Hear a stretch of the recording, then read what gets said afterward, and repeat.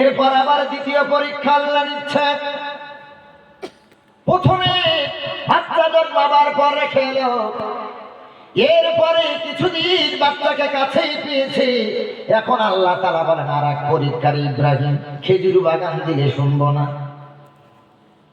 সব উটগুলো দিলে শুনবো না। ইব্রাহিম, আমি আল্লাহ তোমারে যে ঘর উজালা করা সন্তান দিয়েছি, ওই ইসমাইলকে কি আমার রাস্তায় তুমি কুরবানি দিতে পারবে? ইব্রাহিম আলাইহিস সালাম অবাক।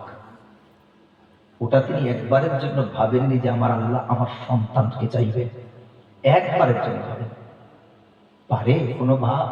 আপনি যদি আজকে গিয়ে আপনার সন্তানকে বলেন কাল সকালবেলা তোর বলি দেবো, তোর কুরবানি দেবো, ও ঘর ছেড়ে গ্রাম ছেড়ে দেশ ছেড়ে পালিয়ে যাবে।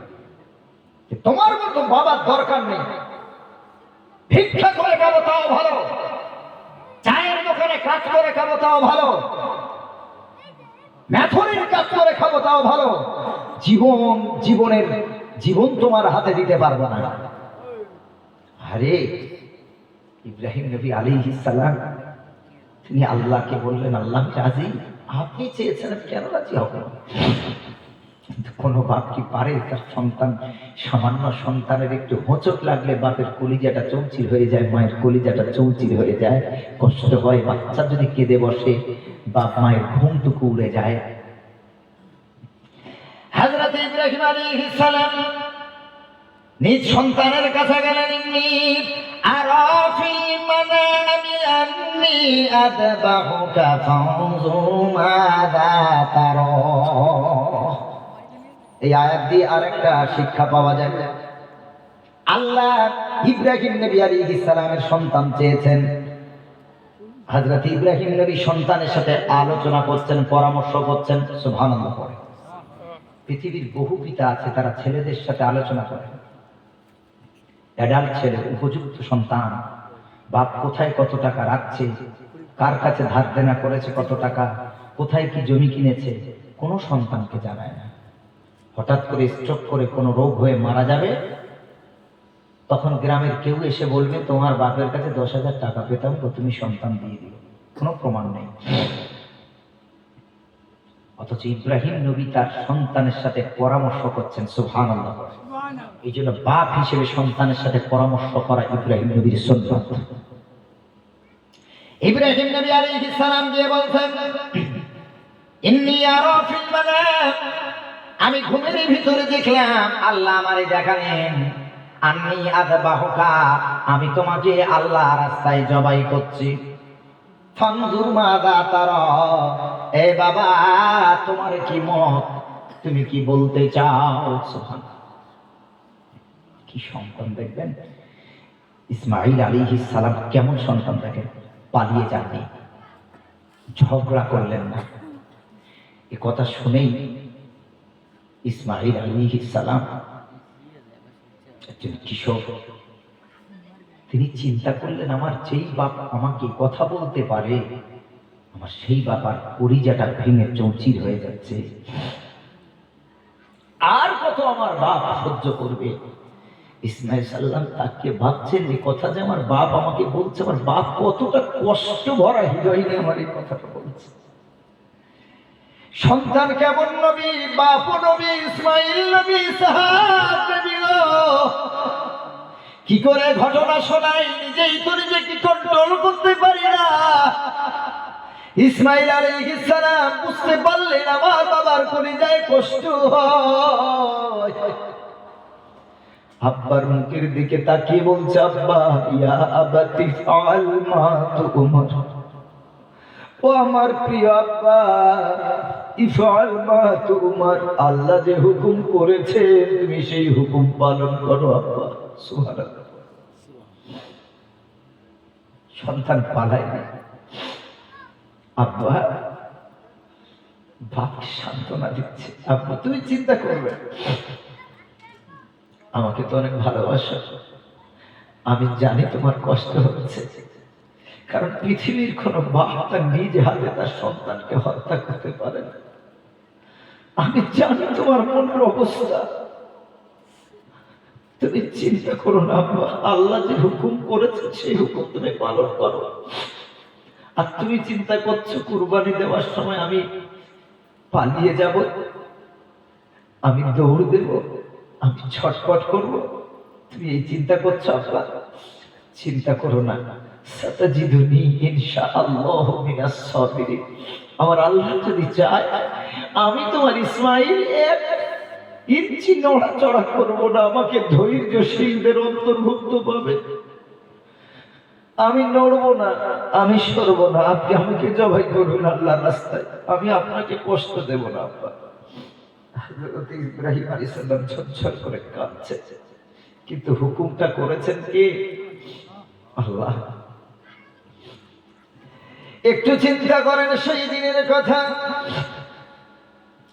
যেই দিন সন্তান শেষ বিদায় জানিয়েছেন মাকে। স্কুলে ছেলেটা গেছে 3 ঘন্টা 4 ঘন্টা লেখাপড়া করতে, মা দেখতে পায় না, রাস্তার দিকে তাকিয়ে আছে, ওর কলিজার টুকরা কখন বাড়ি ফিরবে, কখন তাকে গালে তুলে একটু আদর করে খাওয়াবো। 3-4 ঘন্টা ছেলেকে দেখতে পায় না, মেয়েকে দেখতে পায় না, তাই মায়ের কলিজাতে কষ্ট হয়। 1 বছর 2 বছরের জন্য মালয়েশিয়া কাজে যায়, দুবাই কাজে যায়, আরবে কাজে যায়, কেরালাতে কাজে যায়। কাজে যাওয়ার সময় ছেলেটা বাপ মাকে সালাম দেয়, বিবি বারবার বুকে জড়িয়ে ধরে হাউমাউ করে কাঁদে, গো মাসের পর মাস স্বামী তুমি চলে যাবে, আমি কি করে থাকবো। এয়ারপোর্টের সামনে দাঁড়িয়ে, স্টেশনের উপরে দাঁড়িয়ে বাচ্চা কাঁদে, বাবার গলা জড়িয়ে, আব্বু তুমি যেও না গো আব্বু, কারে আর আমি আব্বু বলে ডাকবো, কার কোলে আমি আর উঠবো, কে আমার আদর করে আর চুমা দেবে। বাচ্চাও চায় না, ছেলেটা কেরালায় চলে যায়, বাইরে রাজ্যে চলে যায়, বাইরের দেশে চলে যায়। বাপ মা জানে আমার ছেলেটা ফিরে আসবে, কিন্তু বছরের পর বছর, মাসের পর মাস তাকে কাছে পাবো না। বাইরে কাজ করে, সারাদিন কাজের ফাঁকে একটু বাড়িতে ভিডিও কল করে, বাচ্চার সাথে কথা বলে। বাচ্চা ভিডিও কলের মাধ্যমে আব্বু আব্বু করে কথা বলে, বাইরে ওর বাপ চোখের সামনে মোবাইল সামনে রেখে কাঁদতে থাকে। বিবিও চোখ মোছে, মাও চোখ মোছে, বাবা কাঁদিস না, দোয়া করছি রে বাবা, তুই ভালো থাকবি, তোর কিছুই হবে না। প্রবাসী জীবনটা এত কষ্টময়, যদি কারো জ্বর হয় জলপট্টি দেওয়ার মতো কেউ নাই, মাও নাই, বিবিও নাই, কত কষ্টময় জীবন। 2 পয়সা রোজগার করতে গিয়ে বিবি ছেড়েছে, বাচ্চা ছেড়েছে, মা ছেড়েছে, পরিবার ছেড়ে বাইরে চলে গেছে। ভিডিও কলের মাধ্যমে বাচ্চাটা যখন আব্বু আব্বু বলে ডাক দেয়, মোবাইলে দেখে কাঁদতে থাকে, বাচ্চাটা মোবাইলে তার আব্বাকে চুমা দেয়, বাপ তার বাচ্চাকে মোবাইলে চুমা দেয়, মনটা ছটফট করে, আমার কলিজার টুকরাটাকে যদি একটু কাছে পেতাম, কোলে নিয়ে তার চুমা দিয়ে আদর দিয়ে ভরে দিত। চিন্তা করেন, একটা মা জানে যে আমার সন্তান কয়েক মাস কয়েক বছরের জন্য বাইরে যাচ্ছে, আবার ফিরে আসবে। একটা স্ত্রী জানে আমার স্বামী কয়েক মাস কয়েক বছরের জন্য যাচ্ছে, আবার ফিরে আসবে। একটা সন্তান জানে আমার বাবা কয়েক মাস কয়েক বছরের জন্য যাচ্ছে, আবার ফিরে আসবে। কিন্তু ইসমাইল আলাইহিস সালাম মায়ের কাছে শেষ সালাম, মা জানে আমার সন্তান আর আমার কোলে ফিরে আসবে না। সন্তানও জানে আমি আমার মায়ের হাজুর আর পাবো না। শেষ বিদায়, শেষ বিদায়, শেষ সালাম। ইব্রাহিম নবী কাঁদেন, হযরতে হাজরা কাঁদেন, ছেলে চলে যায় বাবার হাত ধরে, শেষ বিদায়। তিনি জানেন আমার কলিজার টুকরাকে আর আমি আদর করে খাওয়াতে পারবো। মুসলমান বাবাজি চলে গেলেন, যেইখানে কুরবানি হলো মিনাতে, ওই জায়গায় গেলেন, মাঝে অনেক ঘটনা আছে। ফালাম্মা আসলামা, হযরত ইব্রাহিম নবী আলাইহিস সালাম এবং ইসমাঈল আলাইহিস সালাম, বাপ বেটা দুজনই আল্লাহর কাছে আল্লাহর আদেশ মেনে নিলেন। সুবহানাল্লাহ পড়ে। ওয়াতাল্লাহু লিলজাবিন। ইব্রাহিম নবী তার সন্তানকে কাঁধ করে শুইয়ে দিলেন। এরপরে যখন তলবারটা হাতে নিয়েছে, ইব্রাহিম আলাইহিস সালাম বাচ্চার হাত বাঁধা পা বাঁধা। ইসমাঈল আলাইহিস সালাম বলছে, আব্বু গো, আমার হাতের বাঁধন খুলে দাও, পায়ের বাঁধন খুলে দাও, আমি নড়ব না। কিয়ামতের দিন যদি আল্লাহ আমারে জিজ্ঞেস করে, ইসমাঈল তোমাকে জোর করে বেঁধে কুরবানি দিতে হয়েছিল, তোমার ইচ্ছা ছিল না, আব্বু গো আমি আল্লাহর সামনে কি করে মুখ দেখাবো? আমার হাতের বাঁধন খুলে দাও, আমার পায়ের বাঁধন খুলে দাও। সব বাঁধন খোলা, তলোয়ারের নিচে সন্তানের মাথা, সন্তানের গলা। ইসমাঈল নবী আলাইহিস সালাম শুয়ে আছেন, বাবার মুখের দিকে তাকিয়ে আছেন। আল্লাহ যে কত সবর দিয়েছেন, আল্লাহু আকবার। বাবা তলোয়ার চালাতে যাবে, আব্বু তলোয়ার চালাবেন। ইসমাঈল নবী তখন বুঝতে পেরেছেন, আমার পিতা আমার চোখের দিকে তাকিয়ে তলোয়ার চালাতে পারবে না, কারণ আমি তো সন্তান, আমি তো ইন্তেকাল করব, বা শেষ হয়ে গেল, কিন্তু আমার বাবা সারা জীবন কষ্ট পাবে, আমার মা সারা জীবন কষ্ট পাবে, সন্তান হারা বেদনা। বুঝতে পেরেছেন আমার বাবা আমার চোখের দিকে তাকিয়ে আমাকে কুরবানি দিতে পারবে না। ইসমাঈল নবী আলাইহিস সালাম বলছে, আব্বু গো, তোমার চোখে একটা তুমি পটি বেঁধে নাও, কাপড় বেঁধে নাও, আমার চোখের দিকে তাকিয়ে তুমি তলবার চালাতে পারবে না, তোমার কষ্ট হবে। সন্তানের কথা মেনে নিয়েছে, চোখে একটা কাপড় বেঁধে নিলেন, তলোয়ার চালাতে যাবেন বিসমিল্লাহ বলে। আমার আল্লাহ তাআলা বলে যে, জিবরিল, আমার ইব্রাহিম তার নিজ সন্তানকে আমার রাস্তায় কুরবানি দিচ্ছে, একবারের জন্য আমারে না বলে নাই। আমার ইব্রাহিম যদি একটা বারের জন্য আমারে বলতো, আল্লাহ তুমি কি চাও আমি সব দিয়ে দেবো, আমার কলিজার নয়ন মনিকে তুমি চেও না, আল্লাহর কসম আল্লাহ তা করতেন না, বলতেনও না। কিন্তু ইব্রাহিম নবী চেয়েছেন আল্লাহর হুকুমটা পালন করতে, তলোয়ার চালাতে যাবে। এমন সময় আল্লাহ তাআলা জিবরিল আমিনকে বলে, জিবরিল আমার জান্নাত থেকে পশু নিয়ে যা। বানাদাইনাহু আইয়া ইব্রাহিম কদ সাদাক্তা রুয়া ইন্না কাযালিকা নাজজিল মুহসিনিন। আল্লাহ ডাক দিয়ে বলছেন, ইব্রাহিম কদ সাদাক্তা রুয়া, তোমার স্বপ্নকে তুমি বাস্তবায়ন করেছো, বাস্তবে রূপ দিয়েছো। ইব্রাহিম রে, চোখের পুঁটিটা একবার খোলো। ইব্রাহিম তলোয়ার চালিয়ে দিয়েছেন, রক্তে হাত লাল হয়ে গেল, তলোয়ার লাল হয়ে গেল। উনি ভেবেছেন আমার সন্তান কলিজার নয়ন পাখিটা আর নাই, আর আমাকে আব্বা বলে ডাকবে না। আল্লাহ তাআলা বললেন, ফেরেশতা বলছেন, ইব্রাহিম চোখের পটি খোলো। চোখের পটি খুলে দেখে সন্তান পাশেই দাঁড়িয়ে আছে, জান্নাতের দুম্বা শুয়ে আছে তলোয়ারের নিচে। জোরে বলেন সুবহানাল্লাহ। কেউ বলেছেন দুম্বা, কেউ বলেছেন ভেড়া।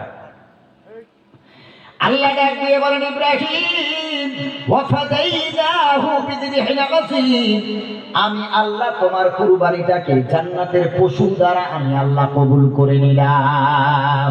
ইন্না কাযালিকা নাজজিল মুহসিনিন, আমি আল্লাহ সৎ কর্মশীল যারা, সৎ কর্ম করে যারা, ভালো কাজ করে যারা, আমি ন্যায়পরায়ণ যারা, সৎ কর্মশীলদের আমি এভাবেই পুরস্কৃত করি। ইব্রাহিম চিন্তা করো না রে ইব্রাহিম, ইন্না হাদা লাহুল বালাউল মুবিন, এটা ছিল তোমার জন্য একটা বড় পরীক্ষা।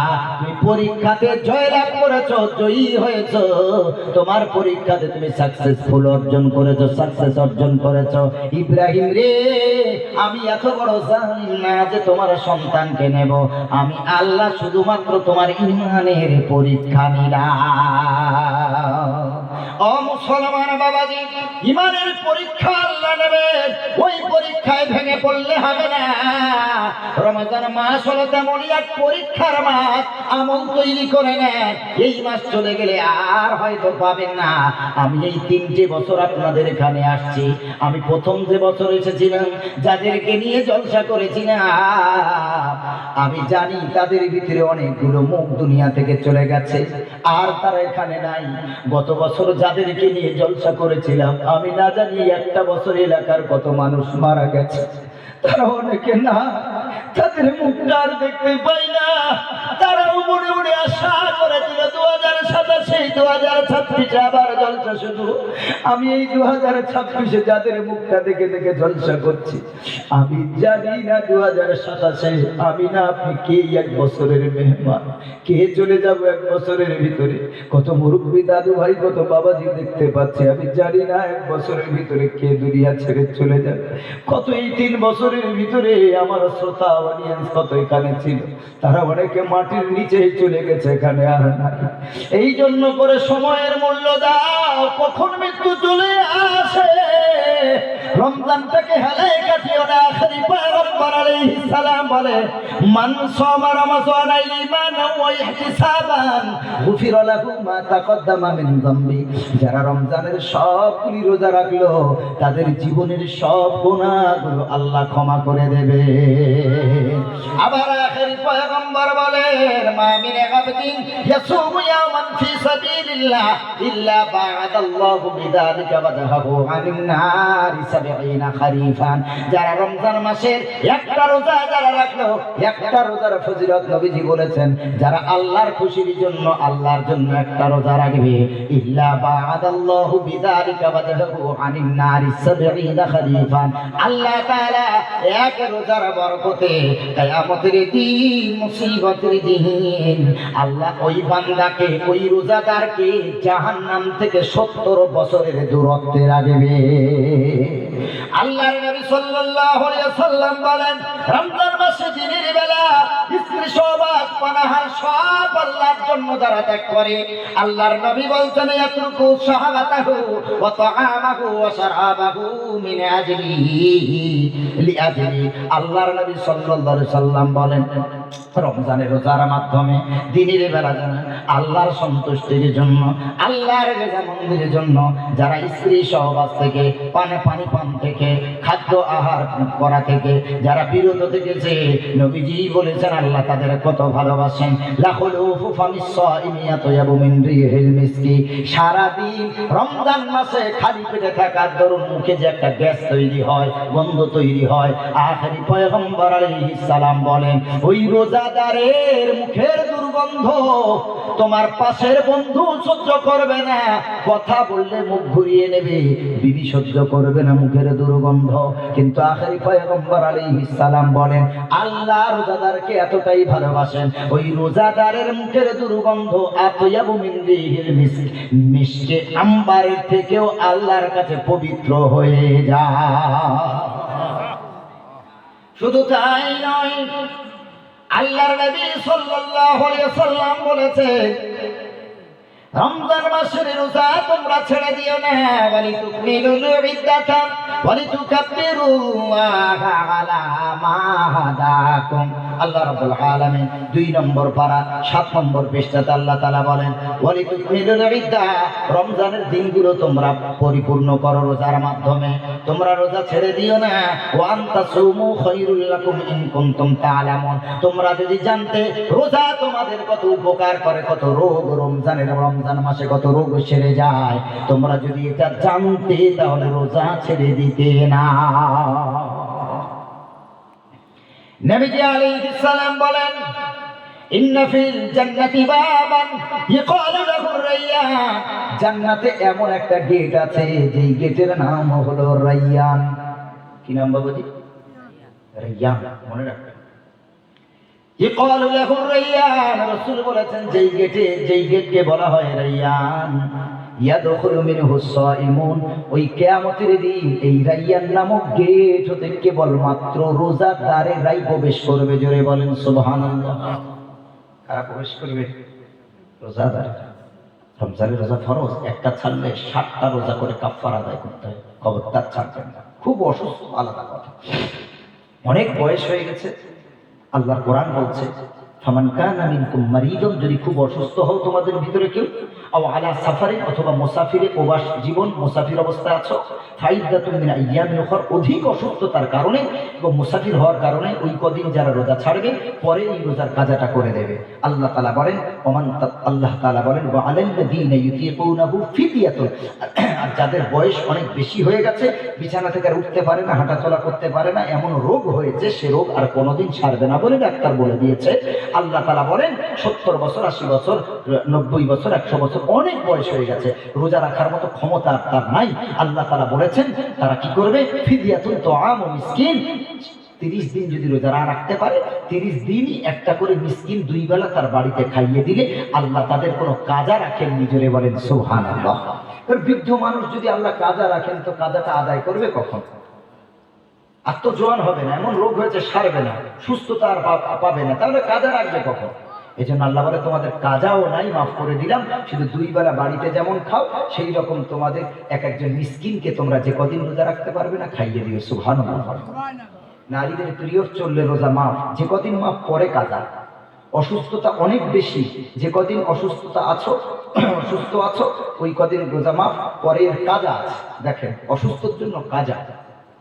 নারীদের যখন শরীর অসুস্থ হয় কাজা, ও কদিন মাফ পরে কাজা।